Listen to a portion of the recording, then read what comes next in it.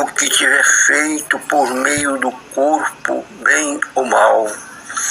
A Bíblia ensina que os crentes terão um dia de prestar contas ante o tribunal de Cristo de todos os seus atos praticados por meio do corpo, sejam bons ou maus. No tocante a este julgamento do crente, segue-se o estudo de alguns dos seus pontos. Primeiro, todos os crentes serão julgados, não haverá acepção de percepção. Romanos 14, 10, 12, 1 Coríntios 3, 12, 15, 2 Coríntios 5, 10, ver Eclesiastes 12, 14. Segundo, esse julgamento ocorrerá quando Cristo vier buscar a sua igreja. Ver João 14, 3, 1 Tessalonicenses 4, 14, 17. Terceiro, o juiz deste julgamento é Cristo. João 5, 22. Todo juízo, 2 Timóteo 4, 8, juiz. Quarto, a Bíblia fala do julgamento do crente como algo sério e solene, normalmente porque inclui para este a possibilidade de dano ou perda.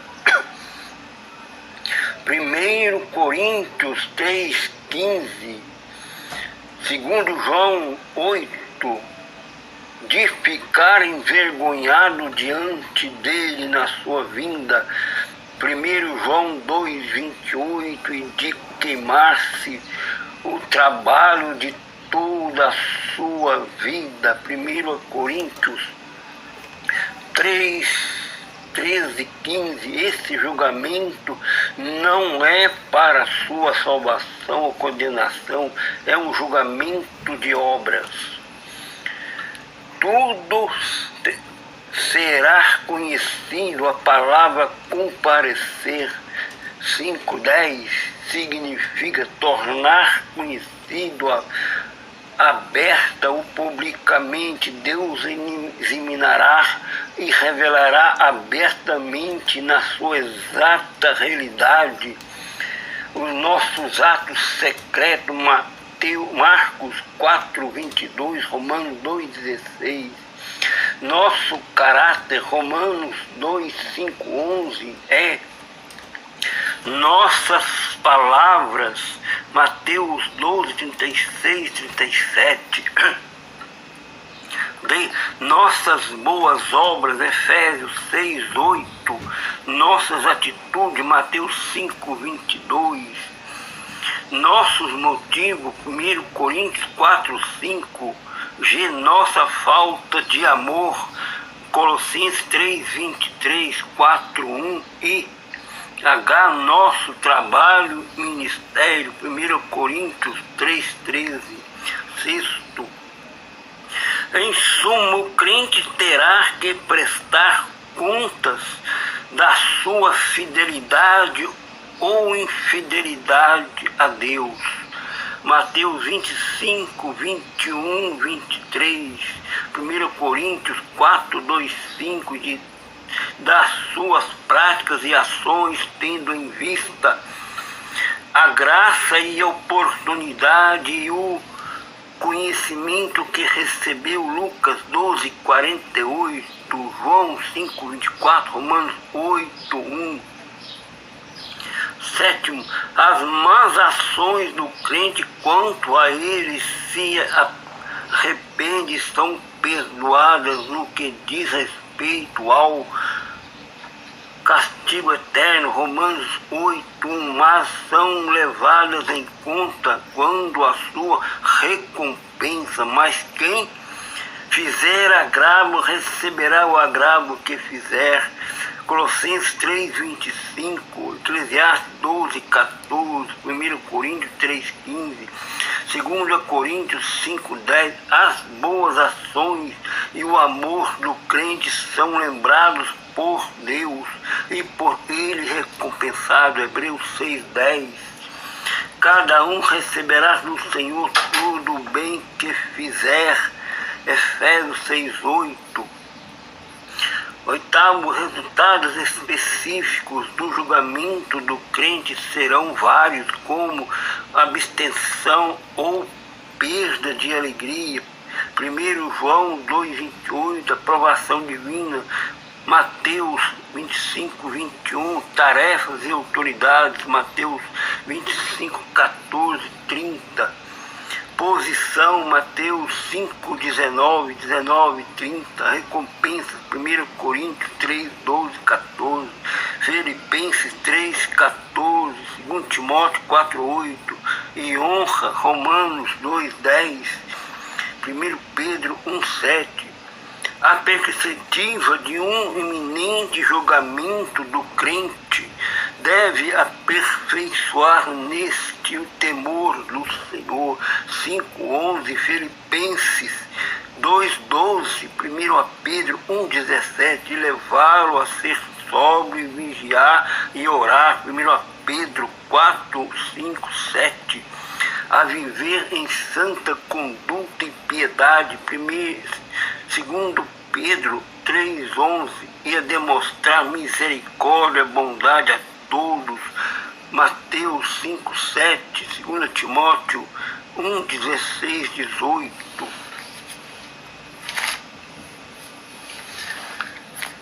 Aqui em Gálatas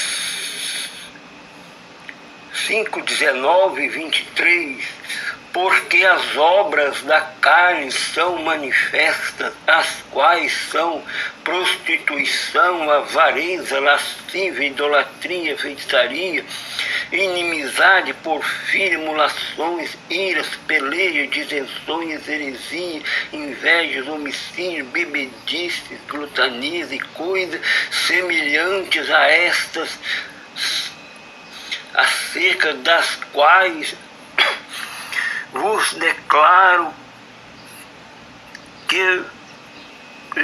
como já antes vos disse, que os que cometem tais coisas não herdarão o reino de Deus. Mas o fruto do Espírito é caridade, gozo, paz, longanimidade, benignidade, bondade, fé, mansidão, temperança. Contra estas coisas não há lei.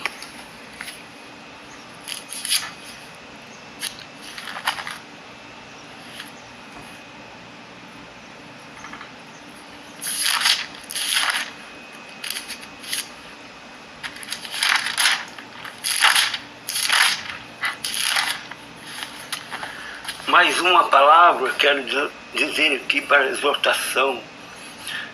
1 Coríntios 13:2.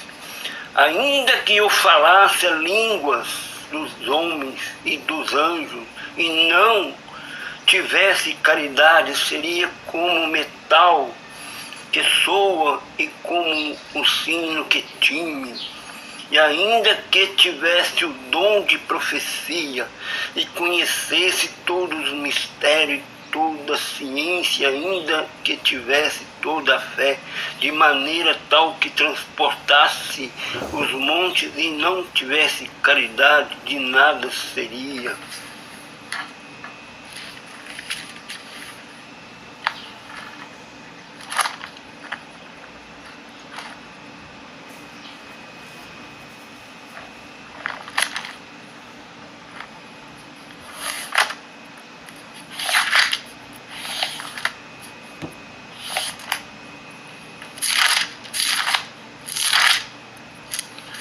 Mais uma palavra, Marcos 13:22.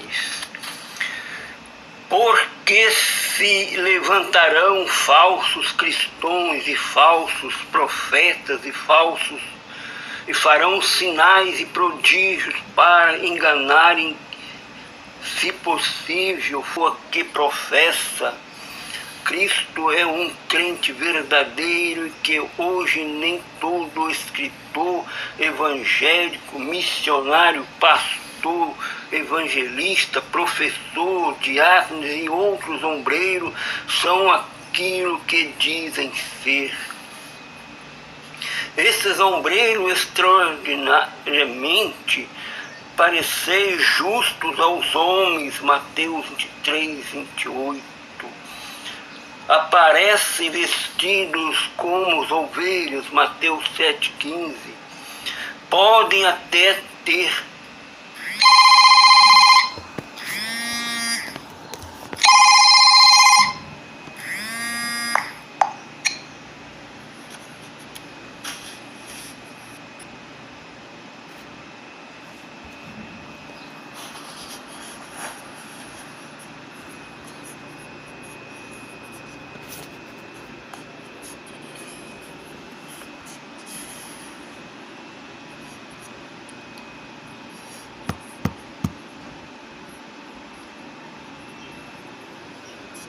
amor a todas as pessoas, parecerão ser grandes ministros de Deus, líderes espirituais e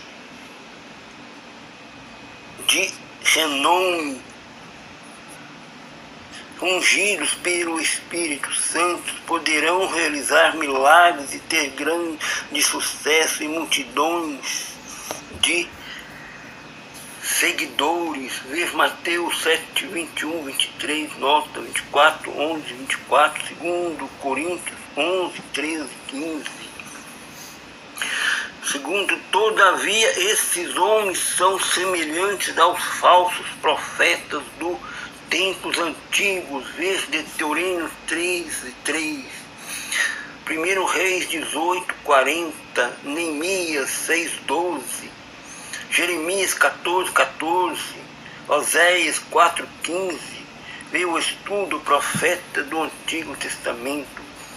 E os fariseus, o Novo Testamento, longe das manifestações na sua vida em particular, os fariseus entregavam-se a rapinas e iniquidade, Mateus 23, 25, cheio de ossos e de mortos e de toda a imundícia, Mateus 23, 27, cheio de hipocrisia e de iniquidade, Mateus 23, 28, sua vida na intimidade e marcada por cobiça carnal, imoralidade, adultério, ganância e satisfação dos seus desejos egoístas. Terceiro, de duas maneiras esses impostores conseguem uma posição de influência na igreja. Alguns falsos mestres e pregadores iniciam seus ministérios com sinceridade, veracidade, pureza e genuína fé em Cristo. Mais tarde, por causa do seu orgulho e desejos imorais, a sua dedicação pessoal e amor a Cristo desaparece literalmente. Em decorrência disto, apartam-se do reino de Deus. 1 Coríntios 6, 9, 10, Gálatas 5, 19, 21, Efésios 5, 5, 6, e se tornam instrumento de Satanás, disfarçados em ministros da justiça. Ver 2 Coríntios 11, 15. Outros falsos mestres e pregadores nunca foram crentes verdadeiros a serviço de Satanás. Eles estão na igreja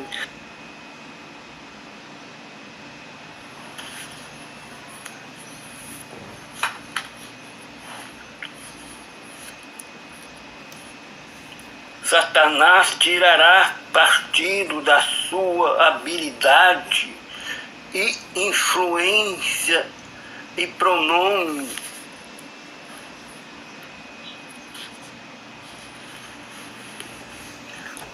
o seu sucesso. Estratégia do inimigo é colocá-los em posições de influência para minimizarem a autêntica obra de Cristo. Se forem descobertos ou desmascarados, Satanás sabe que grandes danos ao Evangelho advirão disso e que o nome de Cristo será menosprezado publicamente. A prova: 14 vezes nos Evangelhos Jesus advertiu os discípulos a se precaverem dos líderes enganadores. Mateus 7,15, 16, 6, 11, 24, 4, 24, Marcos 4, 24, 8, 15, 12, 38, 40, 13, 5, Lucas 12, 1, 17, 23, 20, 46, 21, 8. Em outros lugares, o crente é exortado a pôr prova mestres e pregadores e dirigentes da igreja. 1 Tessalonicenses 5, 21, 1 João 4, 1. Segue-se os passos para testar falsos mestres ou falsos profetas. Definir o caráter da pessoa. Ela tem uma vida de oração perseverante e manifesta uma devoção sincera e pura a Deus. Manifesta o fruto do Espírito. Gálatas 5, 22, 23. Ama os pecadores. João 3,16. Detesta o mal e ama a justiça. Hebreus 1,9. E fala contra o pecado. Mateus 23, Lucas 3,18, João 3,20. Definir os motivos da pessoa. O líder cristão verdadeiro procurará fazer 4 coisas: honrar a Cristo, 2 Coríntios 8, 23, Filipenses 1, 20, conduzir a igreja à santificação, Atos 26, 18, 1 Coríntios 6, 18, 2 Coríntios 6, 18, 16, 18, salvar os perdidos, 1 Coríntios 9, 19, 22, proclamar e defender o Evangelho de Cristo e dos seus apóstolos, ver Filipenses 1,16, Judas 3, observar os frutos da vida e da mensagem da pessoa, os frutos dos falsos pregadores continuamente consistem em seguidores que não obedecem a tudo a palavra de Deus. Ver Mateus 7,16. Quarto, discernir até que ponto a pessoa se baseia nas Escrituras. Este é um ponto fundamental. Ela crê e ensina que os escritos originais do Antigo e Novo Testamento são plenamente inspirados por Deus e que devemos observar todos os seus ensinos. Ver segundo João 9,11, ver o estudo, a inspiração e a autoridade das Escrituras. Caso contrário, podemos estar certos de que tal pessoa e a sua mensagem não provém de Deus. Finalmente, verifique a integridade da pessoa quanto ao dinheiro do Senhor. Ela recusa grandes somas para si mesma, administra todos os assuntos financeiros com integridade e responsabilidade e procura realizar a obra de Deus conforme os padrões do Novo Testamento para obreiros cristãos. 1 Timóteo 3, 3, 6, 9, 10. Apesar de tudo que o crente fiel venha fazer para avaliar a vida e o trabalho de tais pessoas, não deixará de haver falsos mestres nas igrejas, os quais, com a ajuda de Satanás, ocultam-se até que Deus os desmascare e revele aquilo que realmente são. Aleluias!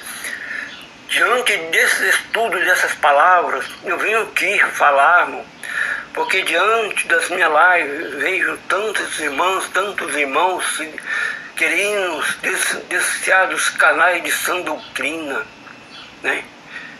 Por causa que está tendo, como se diz aí, que eu deixei dos frutos do Espírito, do fruto da carne. Que diante desse estudo, se você vem analisar a tua vida espiritual, o teu ministério, as tuas palavras diante do Senhor, que não veio, irmão, fazer agravo de irmã, maltratar os irmãos, as irmãs nas lives. Venha falar do amor de Cristo com sinceridade, com devoção a Cristo na tua palavra e na tua doutrina. Verifique as tuas palavras, verifique as tuas ações, os teus atos, porque você dará conta no dia do juízo diante do Senhor. Não haverá acepção de pessoas, como diz aí, de irmãos, seja profeta, seja diácono, presbítero, pastores, evangelistas, diáconos, não haverá acepção. Conserta-te quanto você pode diante da igreja, diante do Senhor. Antes que daquele grande dia você venha ser envergonhado diante dele, diante da obra do Senhor, porque nesse dia você será desmascarado, envergonhado diante da obra. E eu quero, por isso, irmão, estou fazendo essa live, para que você venha se consertar, venha diante da obra, se consertar diante da obra do Senhor, porque naquele dia você não vai ter mais conserto, não vai ter mais como se consertar dos teus atos, das tuas más ações, não. O tempo é agora e não haverá acepção, amém? Aleluias! Que essas palavras venham tocar no profundo do teu coração, no profundo da tua alma, e você se arrepender das tuas más obras, das tuas más ações que você está fazendo, maltratando os irmãos, maltratando os irmãos com más palavras, com más ações diante das lives, amém?